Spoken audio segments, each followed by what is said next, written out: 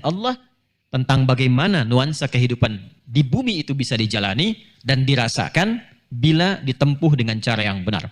Qul nahbitu minha jami'a fa imma ya'tiyannakum minni huda faman tabi'a hudaya fala khaufun 'alaihim wala hum yahzanun. Maka kami firmankan, kata Allah dengan keagunganku, Adam dan istrimu turun. Misi kalian sekarang dimulai di bumi. Bersamaan dengan turunnya itu, aku sertakan petunjuk berkehidupan. Jadi turunnya manusia berkehidupan itu disertai dengan kurikulum hidup, bukan mandiri. Dan itu nanti setiap generasi akan ada kurikulumnya. Dan ditugaskan nanti seorang rasul untuk membimbing manusia mengikuti kurikulum hidup itu.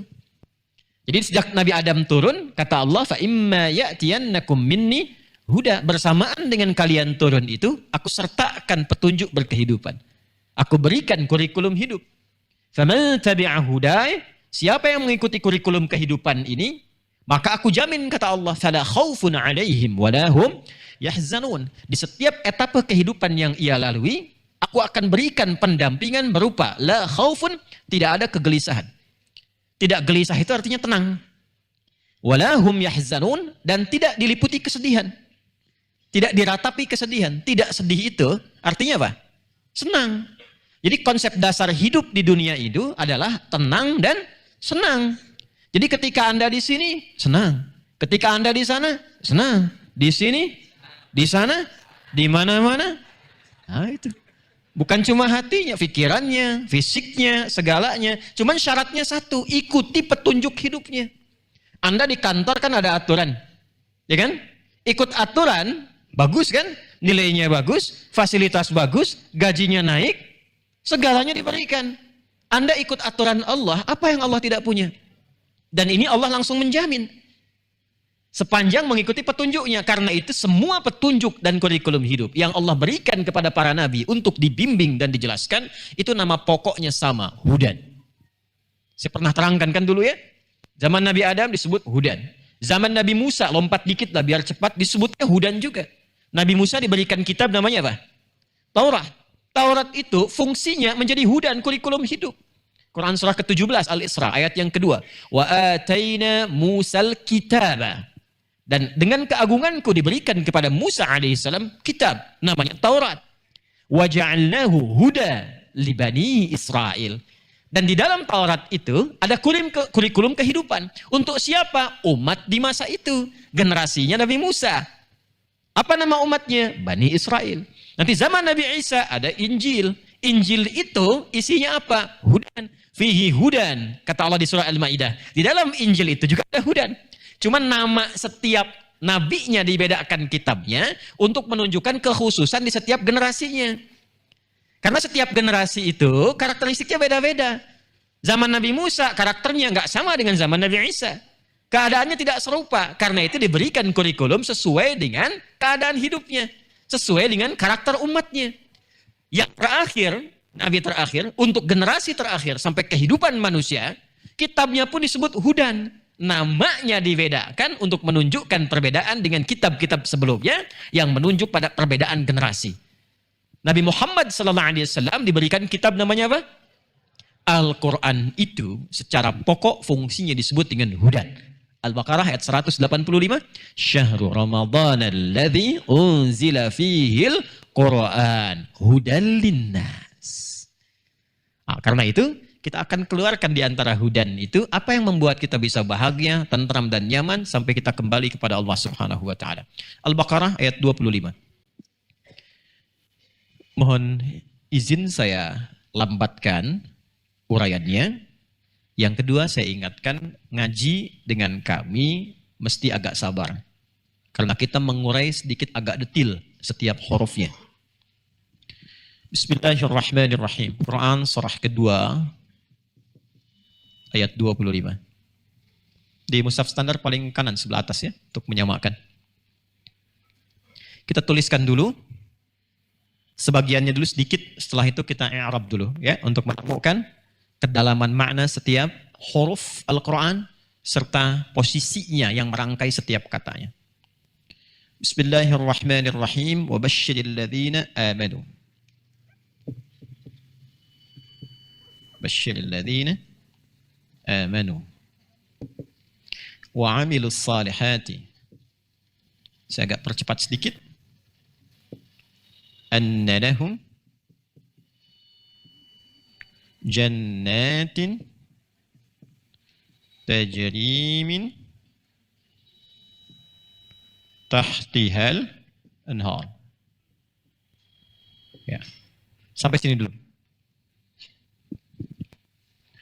Fokus baik-baik. Kita sekarang bahas dulu setiap huruf yang merangkai ayat ini. Ilmu yang membahas tentang posisi setiap huruf dan maknanya dalam rangkaian satu kalimat bahasa Arab, termasuk Al-Quran, namanya ilmu i'rab. Apa namanya? I'rab. Tulisannya begini. Ibu kelihatan, Bu, di sini? Ya, luar biasa. Belum saya tulis sudah kelihatan, dia udah cuma di Kemang. Luar biasa jamaah kita itu. Al-i'rab. Ya. Ya, itu ya, i'rab. Asalnya dari kata araba, untuk menghilangkan segala kesulitan, keasingan, diterangkan maknanya supaya paham. Yuk kita mulai dari satu-satu setiap hurufnya. Wa di sini apa? Catat dulu referensi kitabnya. Jadi kalau nanti ngaji yang bisa bahasa Arab, mau tahu referensinya, nanti bisa mendapatkan kitabnya. Nanti lain waktu kalau saya kesini lagi, saya tunjukkan nih maksud kitabnya. Kitab pertama aja yang paling lengkap, satu aja. Ya. Mughnil Labib an Kutubil A'arib. Mughnil Labib an Kutubil A'arib.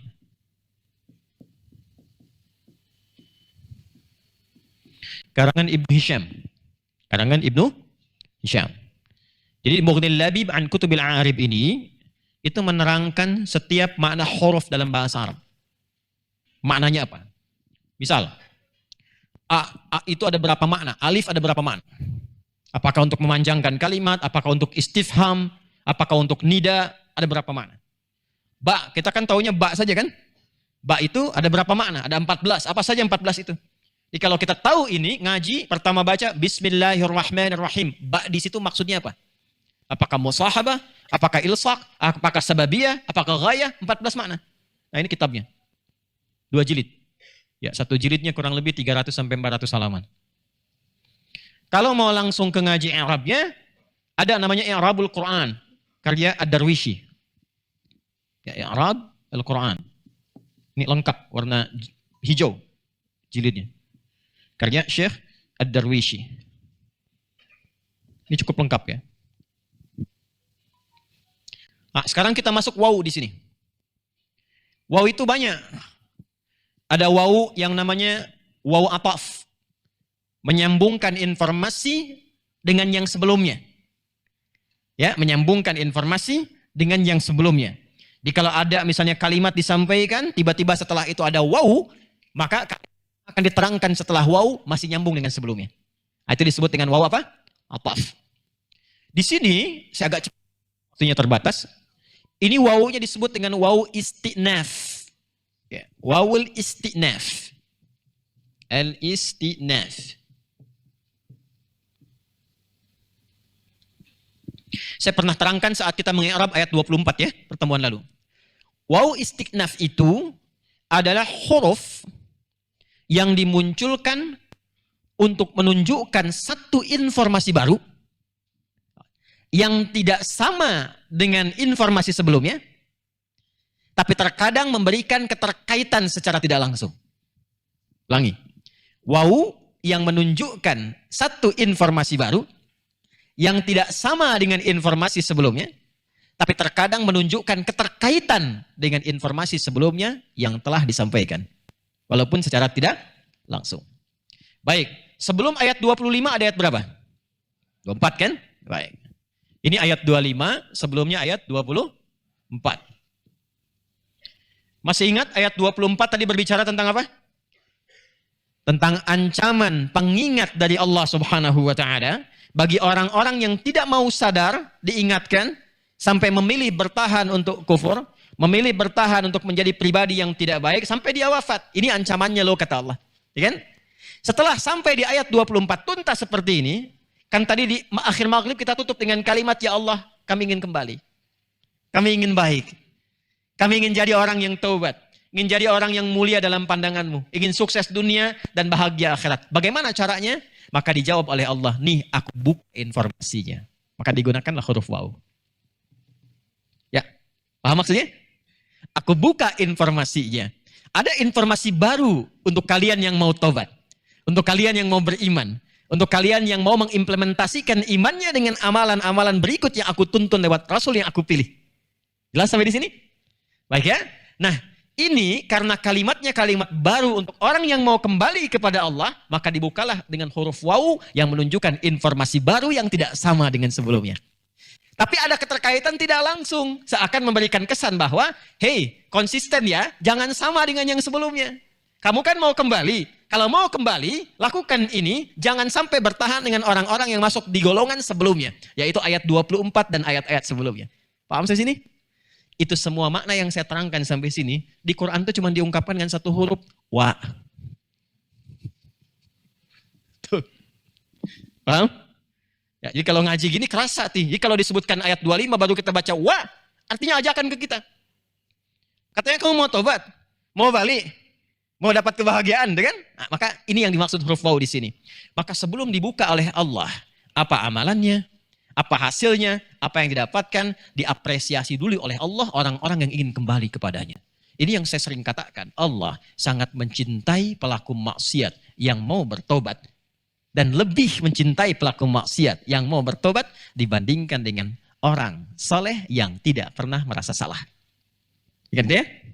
Maka ketika ada orang yang merasa dirinya ingin merubah diri, ingin mendekat kepada Allah, ingin menata hidupnya lebih baik lagi, maka hal pertama yang Allah berikan kepadanya, mohon maaf, bukan langsung hal yang terkait dengan kemewahan dunia.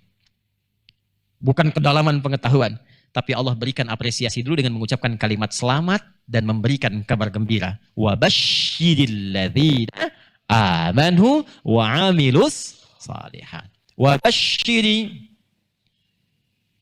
fi'il amr. Perhatikan. Fokus baik-baik. Kita berhenti di sini dulu. Wa basyir. Ini jangan baca dulu. Basyir itu fi'il amr. Fi'il amrin mabniun ala sukun. Perhatikan baik-baik. Ini fi'ilnya adalah fi'il itu kata kerja. Bentuknya perintah. Kata perintah.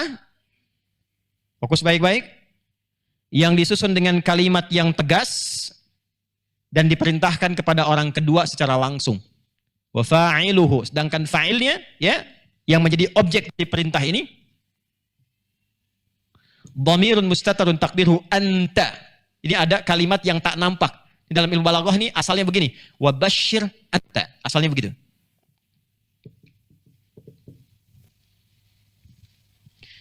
Anta itu apa artinya? Kamu. Ingat ya, saya berikan rumus cepat ya. Ini rumus cepat bonus bahasa Arab nih. Kalau ada a biasanya laki-laki. Kalau i biasanya perempuan. Ingat ya? A apa? Laki-laki. I anta ta, kamu laki-laki. Kalau ingin rubah ke perempuan, ujungnya ganti dengan i. Anti. Jelas? Jazakallah khair. Laki-laki. Terima kasih, semoga Allah berikan pahala untukmu laki-laki. Ke perempuan jazaki. Ingat ya? Kalau ke perempuan jazakillah, laki-laki jazak. Kasih Ustaz, ceramahnya sangat menyentuh sekali. Jazakillah khair. Pertanyakan. Ya, kalau anta pakai apa?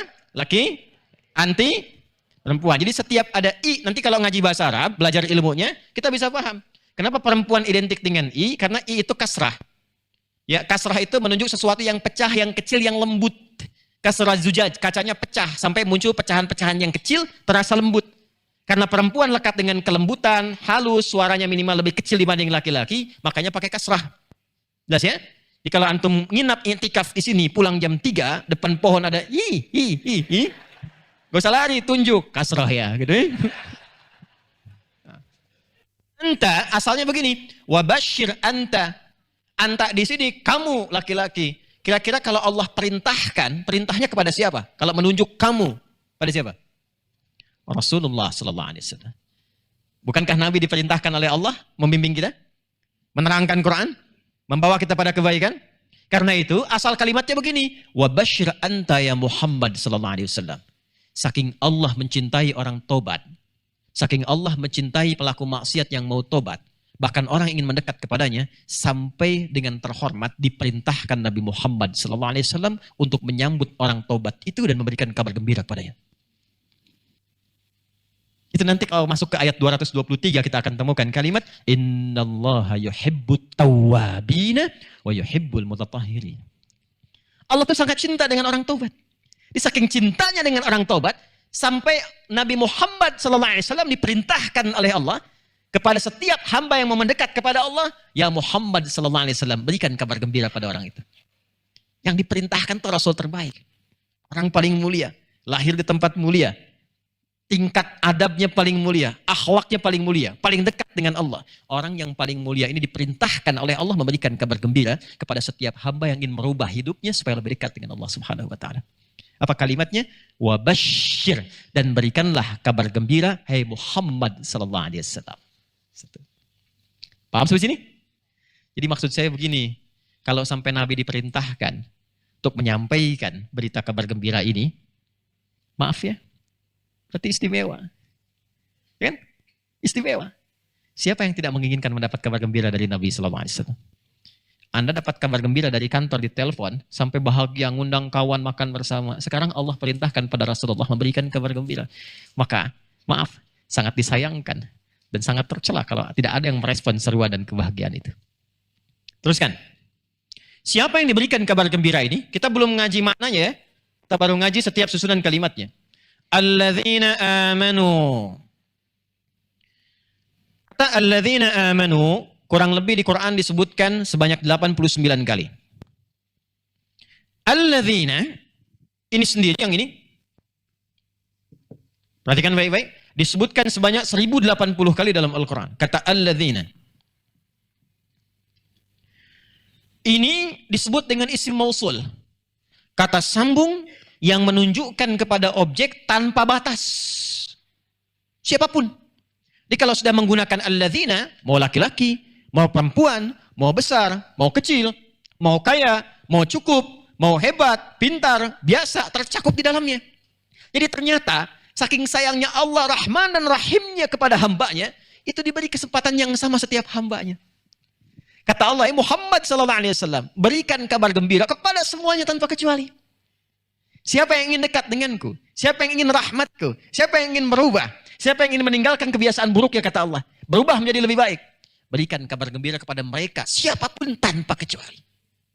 Dan kalau tidak disebutkan kapan kejadiannya, siapa objeknya secara spesifik, maka kaidah berlaku dalam ilmu asbabun nuzul di ulumul Quran. Al-ibaratu bi'umumil lafzi la bi khususis sababi. Maka hukum dan hikmah itu berlaku umum tanpa dibatasi oleh sebabnya. Artinya apa? Kalau ayat ini turun di era Nabi Muhammad SAW, tidak disebutkan kapan kejadiannya, siapa tokohnya, maka isyarat ayat itu ditunjukkan kepada setiap generasi tanpa kecuali sampai kehidupan terakhir. Kenapa? Karena perbuatan yang dialami di masa lalu mungkin terjadi di masa depan. Contoh sederhananya begini, maaf. Kalau dulu ada orang taubat, pernah maksiat taubat. Orang sekarang ada nggak yang pernah maksiat mau taubat? Halo? Ada. Tunjuk diri kita masing-masing, apa nggak pernah salah? Jangan tunjuk orang lain. Ini kan mukanya jelas sekali tuh. Ini kan? Ya? Muka salah nih. Gitu. Pasti ditemukan. Ada nggak orang yang ingin dekat dengan Allah? Nggak harus maksiat. Pasti ada kan? Macam-macam ekspresinya. Ada yang tahajud, ada yang ke masjid, ada yang baca Quran. Intinya pengen dekat dengan Allah. Ada kan? Maka ayatnya berlafaz umum untuk memberikan kesan di setiap kesempatan dan setiap generasi. Seakan-akan berbunyi begini. Muhammad SAW. Sampai kapanpun, sampaikan pada umatmu. Viralkan. Di setiap generasi. Siapapun yang ingin dekat padaku. Mendekat denganku. Yang ingin taubatkah, ingin meningkatkan kedekatannya kah, berikan kabar gembira pada mereka tanpa kecuali. Siapa orang-orang yang mendekat kepada Allah itu, walaupun tanpa batas, laki-laki, perempuan, besar, kecil, tua, muda, dan sebagainya, ternyata hanya satu golongan. Kalau tidak dapat di golongan ini, mustahil kita bisa dekat dengan Allah Subhanahu wa Ta'ala. Siapa golongan itu? Wabasyiril ladzina amanu. Ini dia. Bagi orang-orang yang telah menetapkan untuk beriman kepada Allah. Jadi iman itu mahal. Iman itu nanti yang menjadikan parameter pertama, serta dorongan pada diri kita untuk mendekat kepada Allah. Jadi kalau nggak ada iman tuh nggak mampu kita mendekat. Pengertian terbaliknya, kalau ada orang mengaku muslim jauh dari Allah, berarti menunjukkan imannya sedang lemah. Karena itu iman itu selalu menjadi standar. Jadi kalau kita ngaji Kitabul Iman di Al-Bukhari itu ada 97 topik. Topik keduanya namanya Kitabul Iman. Satu Kitab Bad'il Wahyi, yang kedua Kitabul Iman. Nanti di Kitabul Iman itu ada 57 hadis. Jadi kalau satu saat kita ngaji Al-Bukhari, ya urutannya begini nih Al-Bukhari itu. 97 topik sesuai dengan kurikulum hidup kita. Di situ ada semua tuh dikeluarkan. Makanya namanya itu bukan Sahih Al-Bukhari. Namanya Al-Jami' Sahih Al-Musnad Al-Mukhtasar min umuri Rasulillah sallallahu alaihi wasallam wa sunanihi wa ayyamihi. Itu namanya. Coba ulangi. Al-Jami' kitab komprehensif. As-Sahih isinya saya sudah riset sahih. Al-Musnad semua informasinya bukan rekayasa saya, tersambung pada Nabi sallallahu alaihi wasallam. Al-Mukhtasar isinya enggak bertele-tele, ringkas padat, tepat pada tujuan. Min umuri Rasulullah sallallahu alaihi wasallam, ini isinya semua kegiatan Nabi sallallahu alaihi wasallam yang mampu saya kumpulkan. Wa sunanihi dan kumpulan sunnah-sunnahnya, wa ayyamihi dan kebiasaan beliau sehari-harinya. Dihimpun oleh beliau hadis ini dikumpulkan menjadi 97 topik sesuai dengan kebutuhan hidup kita. Di topik keduanya ada namanya Kitabul Iman, berisi 57 hadis. Nanti urutannya ayatnya dulu, judul besarnya, baru kemudian hadisnya. Di antara sekian hadis itu ada kalimat Nabi berbunyi, Al-imanu yazidu wa yantaqis. Atau kama qala Rasulullah sallallahu alaihi wasallam, yazidu bit ta'ati wa yantaqisu bil ma'siyah. Kadang orang yang sudah mengaku beriman pun imannya bisa naik turun. Terasa tidak? Yazidu bit ta'ah, iman itu bisa naik dengan mengerjakan ketaatan, wa yantaqisu bil ma'siyah, dan dia akan turun ketika seseorang mengerjakan maksiat. Jadi persamaan iman itu begini, kalau dia iman sedang kuat, ini bisa terlihat dari banyak taat yang dikerjakan. Tapi kalau dia menjadi lemah, pengaruh pertamanya kata Nabi sallallahu alaihi wasallam bisa dilihat boleh jadi sedang berbuat maksiat. Atau yang kedua terlalu terlena dengan kehidupan dunia. Maksiat tidak, cuman banyak mengejar dunia. Ya. Nah, kita kembalikan ke sini tadi yang saya sampaikan. Kalau ada orang mengaku sudah beriman, tapi imannya tidak mampu mendorong dia untuk mendekat kepada Allah, maka patut ditanya. Mungkin ada maksiat yang pernah dikerjakan. Ini yang menjadi hijab untuk iman, ya, sehingga dia tidak mampu mendekat kepada Allah.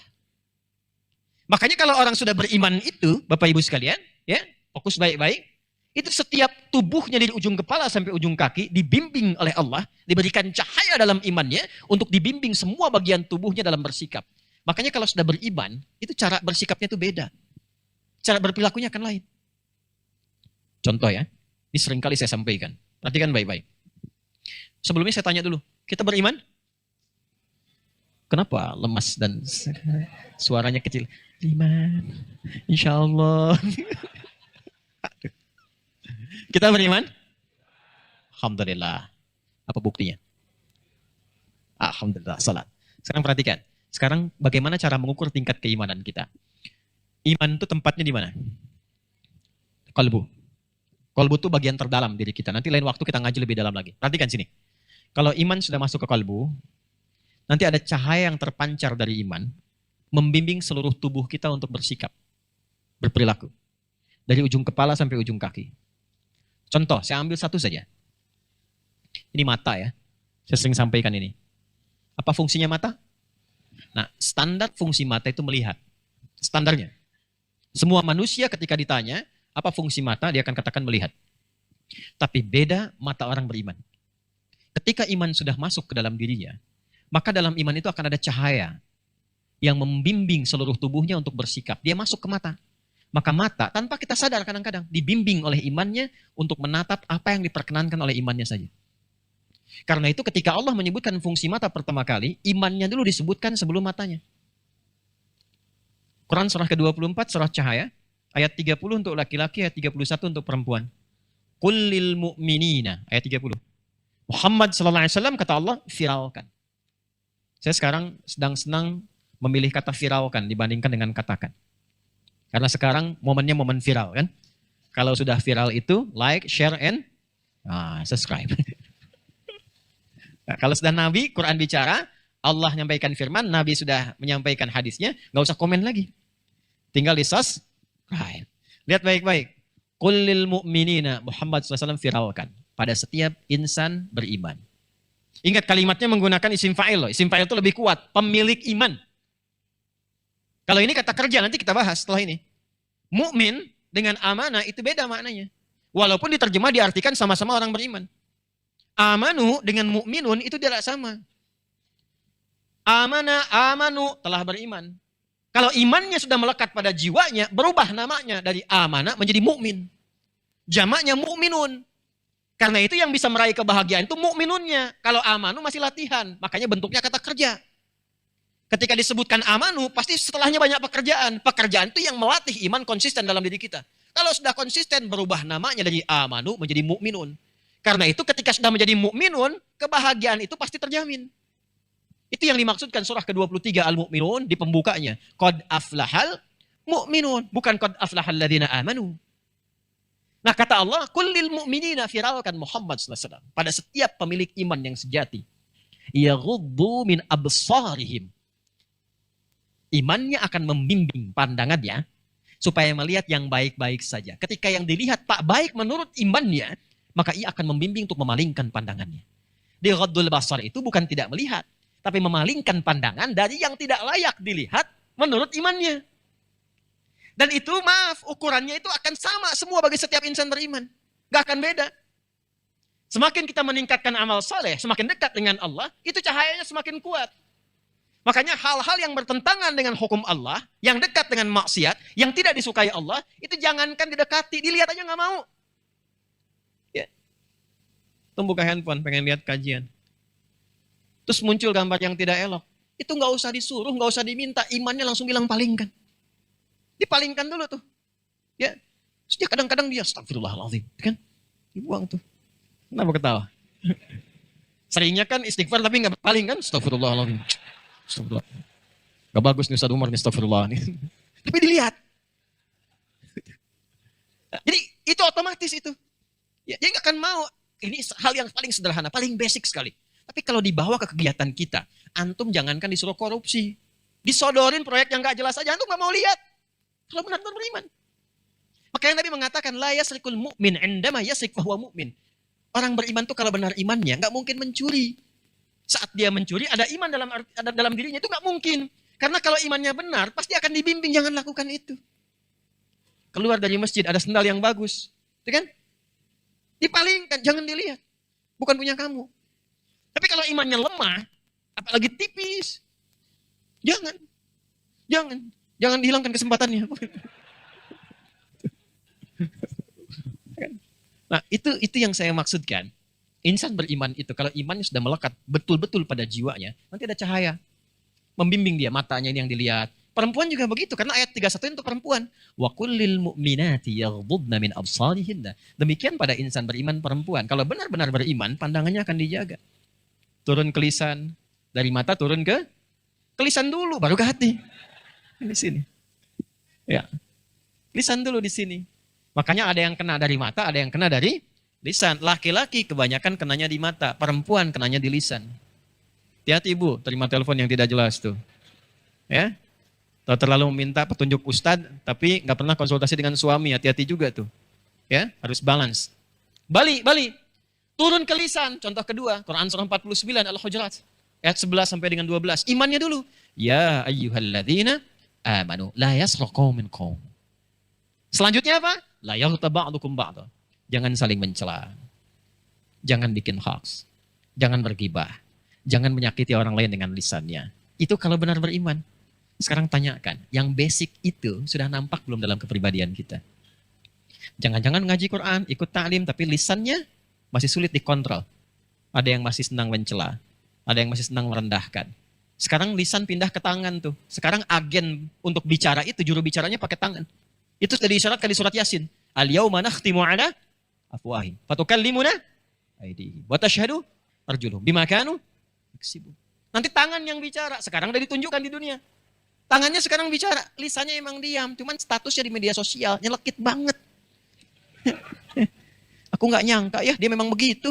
Nah, nyangka tuh. Orang yang mengatakan tidak nyangka, dia sedang nyangka sejatinya itu. Ini yang saya gambarkan. Jadi kalau kita sudah beriman, benar-benar imannya, itu Itu ada cahaya sampai ke ujung kaki. Kalau sudah nyampe ke kaki itu sudah lain namanya. Itu bukan beriman biasa. Itu disebut hamba Allah yang paling penyayang. Makanya ketika pindah ke surah Al-Furqan, ke surah ke-25 itu, nanti kita akan sampai ke situ. Ini kan baru ayat 25, surah kedua. Nanti ketika masuk ke surah 25 di surah Al-Furqan, langsung disifati oleh Allah langsung ke kakinya. Wa ibadur rahmanil ladzina yamshuna 'alal ardi hauna wa idza khatabahumul jahiluna qalu salam. Hamba Allah yang maha penyayang itu, ya, yang punya nilai kasih yang dalam, yang baik, yang mulia, itu dari jalannya aja kelihatan kata Allah. Sampai ke kaki itu masih disifati. Dari ujung kepala sampai ujung kaki. Nah, latihan untuk bisa meningkatkan cahaya iman itu. Karena iman seperti sinyal. Anda kalau nelpon, kan di handphone tuh di atasnya ada sinyal 1, 2, 3 kan? Berapa bar ya? Sampai 5 kan? Di ujung kanan sebelah atas kan ada sinyal kan? 1, 2, 3, 4, 5. Kalau kurang sinyal bagaimana? Kalau hilang sinyal terkoneksi tidak? Tidak. Sinyal lemah bisa bicara tidak? Terus putus. Tapi uniknya dalam urusan dunia bisa keluar dari sinyal. Aduh di sini sinyalnya kecil ya, ntar aku keluar dulu cari sinyal. Tuh. Kenapa sih kamu nggak beli handphone dengan sinyalnya sekalian dulu gitu ya? Terus diskusi. Itu diskusinya bisa menarik tuh. Keluar cari sinyal nyambung lagi. Kalau sinyal dunia saja begitu dicari, kenapa sinyal akhirat tidak kita kuatkan? Kalau pulsa dunia banyak diisi, kenapa pulsa akhirat tidak kita installkan? Karena itulah kemudian untuk mengaktifkan sinyal iman dalam diri kita, nyalain dulu nih dengan syahadat. Begitu asyhadu an la ilaha illallah wa asyhadu anna muhammadar rasulullah, aktif. Kalau sudah aktif, kuatkan sinyal. Kalau kuat sinyalnya, jangkauannya tinggi. Kefikiran, jadi husnudzan. Kepandangan, ya, jadi pandangan yang baik. Telinga, pendengaran baik. Kelisan, sampai ke kaki. Kalau lemah, kadang-kadang cuma di hati. Makanya melihat sesuatu yang tidak baik, kadang tidak cepat diluruskan. Itu yang disebut oleh Nabi adhaful iman. Paham di sini? Nah, kalau ditanyakan ya Allah bagaimana cara melatih supaya imannya kuat, latihan itu saya tanya pekerjaan atau sifat? Halo? Kata benda, kata kerja? Kerja. Maka dirubahlah oleh Quran dari bentuk kata benda ke bentuk kata kerja. Wa basyiril ladzina amanu. Ini kata kerja. Kalau kata kerja, pasangannya dengan pekerjaan lagi. Gak mungkin kata kerja pasangannya dengan sifat untuk menunjukkan pekerjaan. Kalau ingin menunjukkan pekerjaan, ya kerja. Nanti sifatnya menyertai pekerjaan itu. Bekerja, silahkan. Apa pekerjaannya? Nulis. Bagaimana nulisnya? Tulis dengan bagus. Bagus itu sifatnya. Tapi menulisnya, pekerjaannya. Jelas? Sekarang, untuk menunjukkan detil itu semua, maka Allah kemudian turunkan. Setelah wabasyiril ladzina amanu, Muhammad SAW. Berikan kabar gembira kepada semua umatmu yang telah menyatakan dia beriman. Masya Allah, baru beriman saja mengatakan saya beriman, langsung dapat kabar gembira. Tapi kapan itu diperoleh? Wa amilus shalihat. Ini kata kerjanya. Perhatikan baik-baik. Mohon izin detil sedikit. Sebelum ada amilus shalihat ada waw. Waw yang ini beda dengan waw yang ini. Tuh, di Quran tuh begitu tuh. Dua huruf di ayat yang sama, itu maknanya bisa beda. Saya pernah katakan di pertemuan lalu, di surah Ar-Rahman itu ada berapa kali kalimat fabi ayyi ala'i rabbikuma? Itu antara satu yang dua, satu kedua beda, dua ketiga beda, tiga keempat tidak sama, sampai ke yang terakhirnya. Nggak sama maknanya, walaupun terjemahan mengartikan serupa. Waw yang ini istinaf, waw yang ini waw ataf. Ataf, tadi saya sampaikan di awal, menunjukkan dua kalimat yang saling berkesambungan dan dua makna yang saling berkaitan. Nggak bisa dipisahkan. Jadi kalau salah satu hilang, maka maknanya nggak akan tercapai. Salah satunya hilang, tujuannya tidak akan sampai. Jadi seringkali para ulama menjadikan dua kalimat yang disertai huruf ataf di tengah-tengahnya, ada dua informasi, informasi A, informasi B. Tengah-tengahnya ada waw, itu sering diilustrasikan dengan dua sayap burung atau dua sayap pesawat terbang. Saya mau tanya kalau salah satu sayap burung bermasalah, bisa terbang nggak? Tidak. Maka ini pun sama. Di sini ada iman, di sini ada amal. Tengah-tengahnya waw ataf. Seakan-akan memberikan kesan bahwa iman dan amal nggak bisa dipisahkan. Satu kesatuan. Jadi kalau orang beriman, imannya benar, pasti beramal. Amal itu sekaligus menunjukkan parameter iman, apakah sedang kuat atau lemah. Itu keterkaitannya. Jadi kalau imannya kuat, lihat amalnya. Amal bagus, iman bagus. Amalnya tipis, ini menunjukkan imannya rendah. Paham seperti ini? Maka Kita kembalikan ke makna ayat yang pertama, wabashshiril ladzina amanu wa 'amilus shalihat. Muhammad sallallahu alaihi wasallam viralkan, berikan kabar gembira kepada semua hambaku, semua umatmu yang ingin kembali kepadaku. Pertama, dengan komitmen beriman. Kalimat iman ini mengajak golongan kedua di ayat 6 dan 7. Bukankah golongan kedua disebut dengan innalladzina kafaru sawa'un 'alaihim a'anzartahum am lam tunzirhum la minun.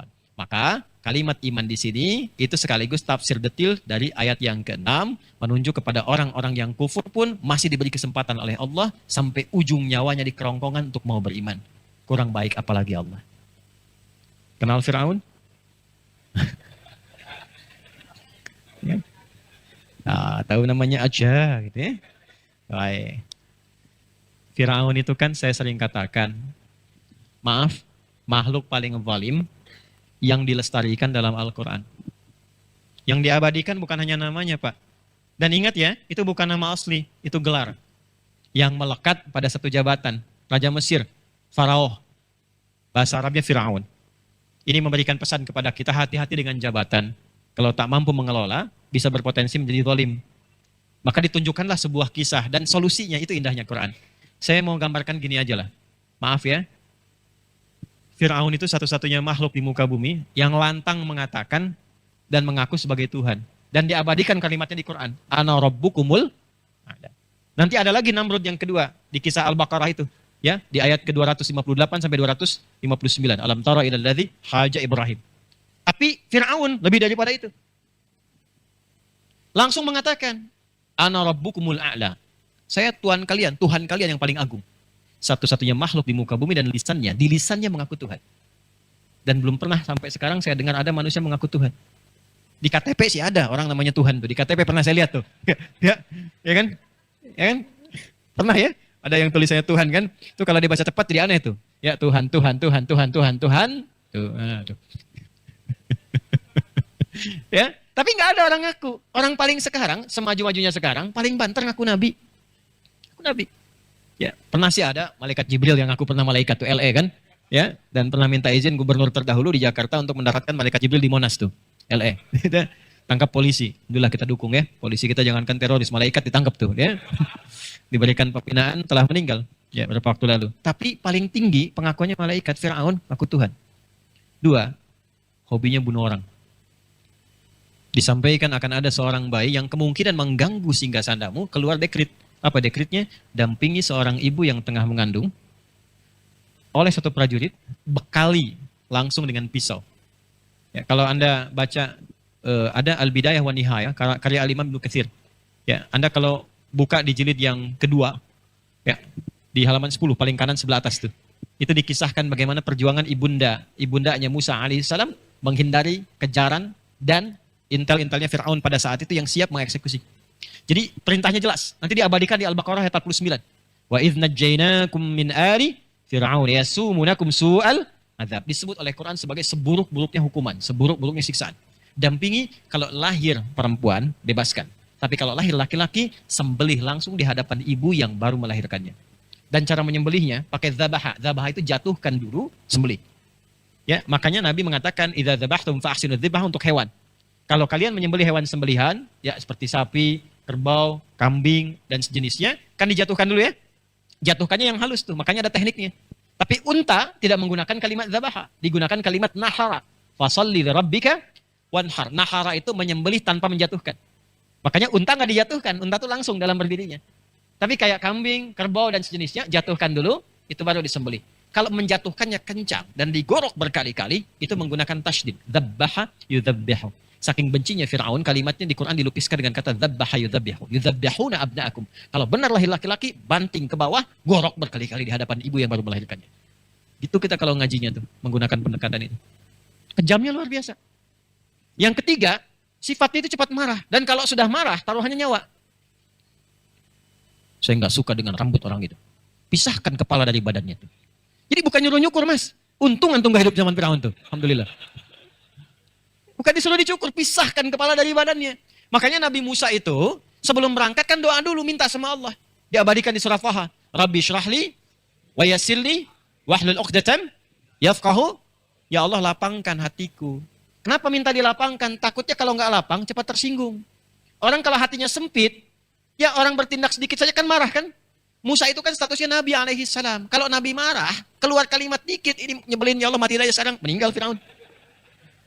Gak ada hikmah. Gak ada hikmah dakwahnya. Karena itu minta Rabbi syrahli wa yassirli. Karena tahu Firaun itu pemarah. Dan kalau sudah marah itu luar biasa. Maaf ya, Fir'aunnya Firaun. Catat kalimat ini. Fir'aunnya Firaun. Mengaku Tuhan, hobi bunuh orang, tindakannya kejam, tetap diberi kesempatan untuk beriman. Tetap diberi kesempatan untuk beriman. Dan indahnya cara mengajaknya. Si Fir'aunnya tetap diperintahkan oleh Allah, Nabi Musa alaihissalam, bukan hanya beliau, bahkan pendampingnya Nabi Harun alaihissalam. Fir'aunnya diutus dua nabi. Dua nabi, Musa dan Harun. Bagaimana cara datangnya? Surah Taha. Surah ke-20, ayat 43 sampai 44.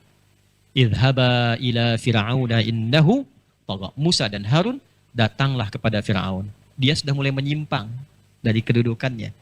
Jadi Quran itu tidak menyoal jabatan, tapi menyoal penyimpangan yang tidak tepat dalam jabatan, karena akan membahayakan. Justru untuk mencari jabatan itu, ya, kalau kita berikhtiar untuk mendapatkan ridha Allah, didorong setinggi-tingginya. Ilmu didorong sedalam-dalamnya. Harta diminta sekaya-kayanya. Karena kalau sudah ada iman, dititipkan harta berapapun, pasti jadi maslahat. Karena itu Utsman tanpa batas. Ya, dibatasi ajalnya aja kan. Abdurrahman bin Auf banyak. Semakin banyak dititipi, semakin banyak amal solehnya. Itu falsafahnya. Hikmahnya demikian.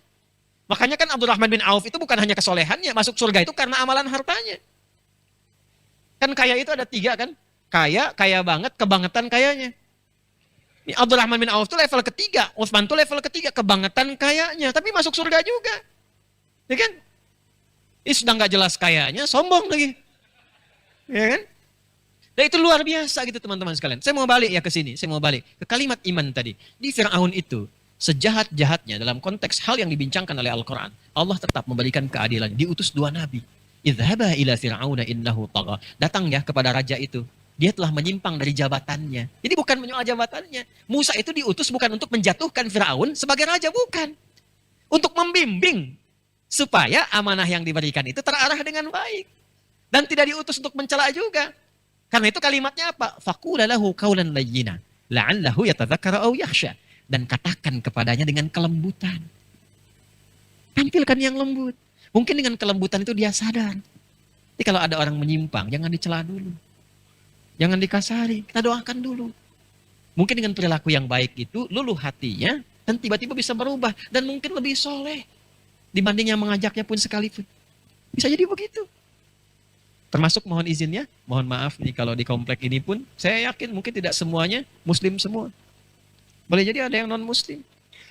Ya, maka bergaul dengan baik. Dalam konteks dunia jangan dibedakan, bersikap yang baik.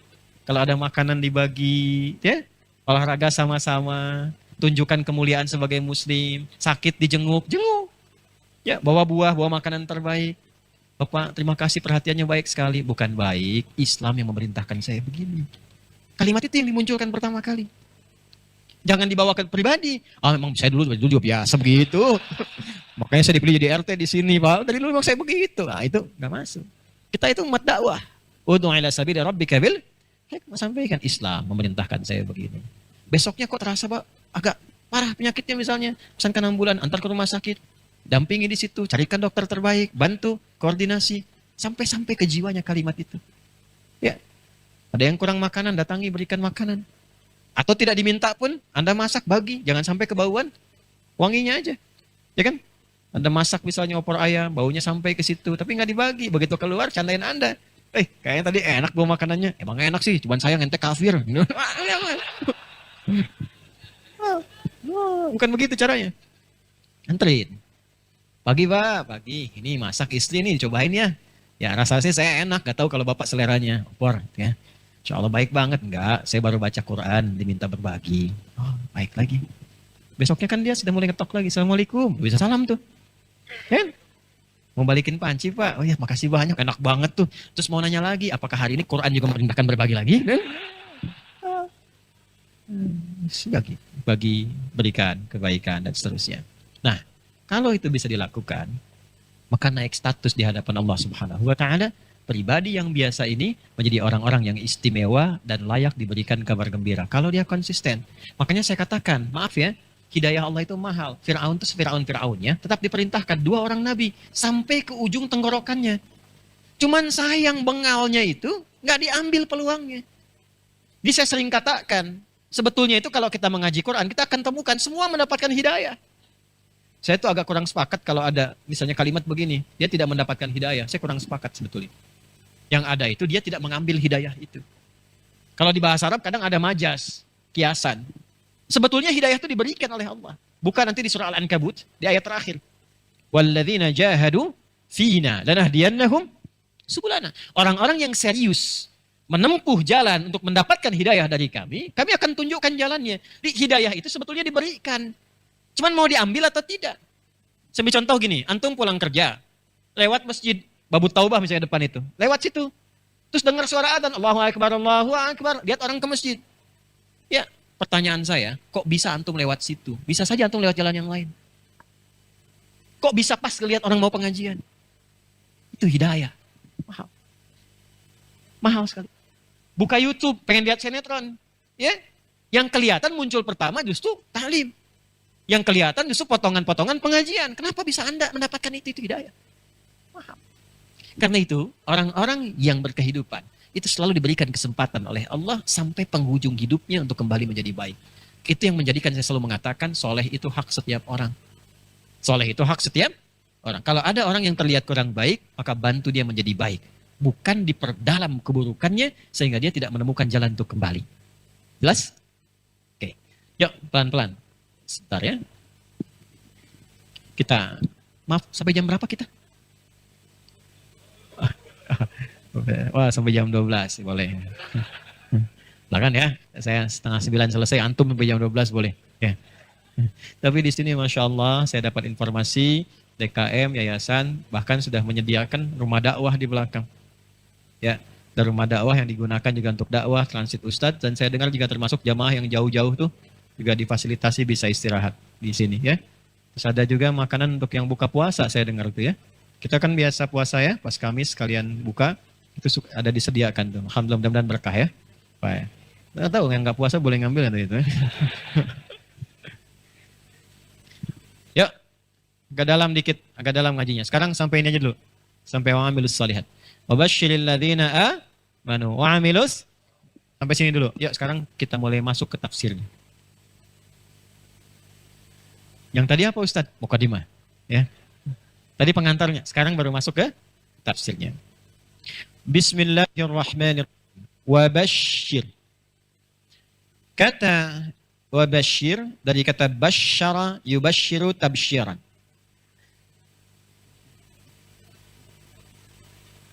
Asal katanya terambil dari kata bisyarah. Al-bisyarah. Ini mulanya terambil dari kata al-basyaru. Kata al-basyaru disebutkan 35 kali dalam Al-Quran. Bentuk tunggalnya, bentuk dualnya, basyara ini disebutkan sekali dalam Al-Quran. Basyar, arti asalnya adalah makhluk yang punya kulit yang tampak halus dan memiliki sensitivitas rasa yang dalam. Penampakan kulit yang halus dan memiliki sensitivitas yang dalam.